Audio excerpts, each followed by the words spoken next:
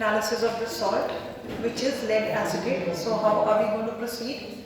First make original solution to lead salt, add water and make original solution.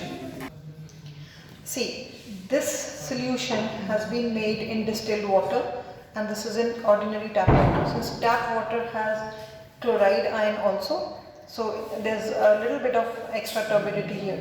So it's always preferred to form lead salt solutions in distilled water. So this is distilled water. We're going to take a small amount of sample from here.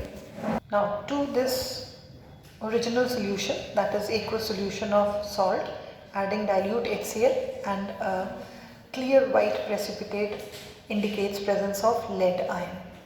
So now we are going to proceed with the confirmatory of this.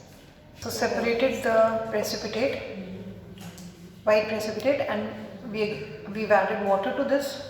We will boil this because lead chloride is soluble in hot water.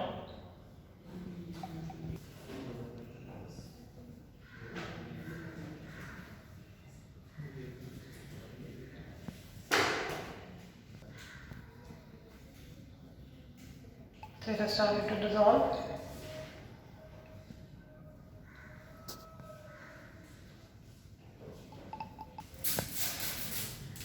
So the precipitate dissolves and now this solution will be divided into two for doing two confirmatory tests.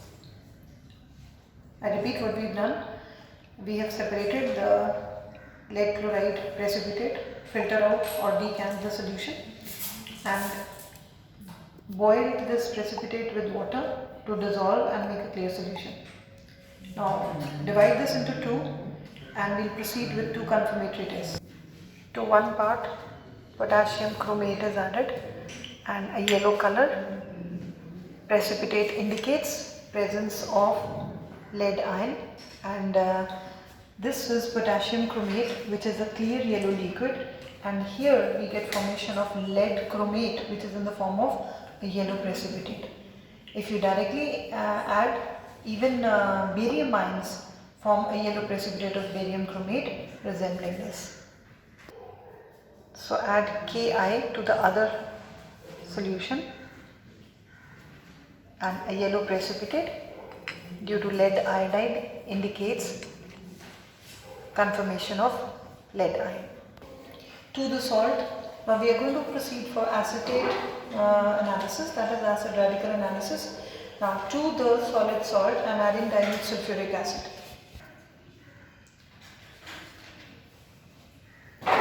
And we look for change.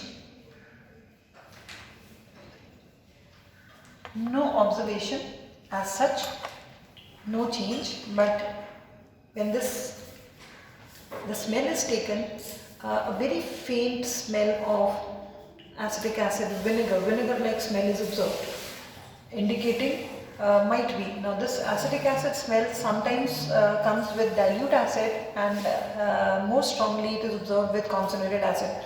So some sources keep acetate ion under dilute acid group, whereas most of the sources keep it under concentrated.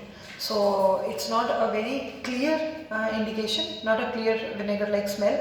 So we are going to now proceed with adding concentrated sulfuric acid to a fresh sample. To the solid salt, another sample, we are adding concentrated sulfuric acid.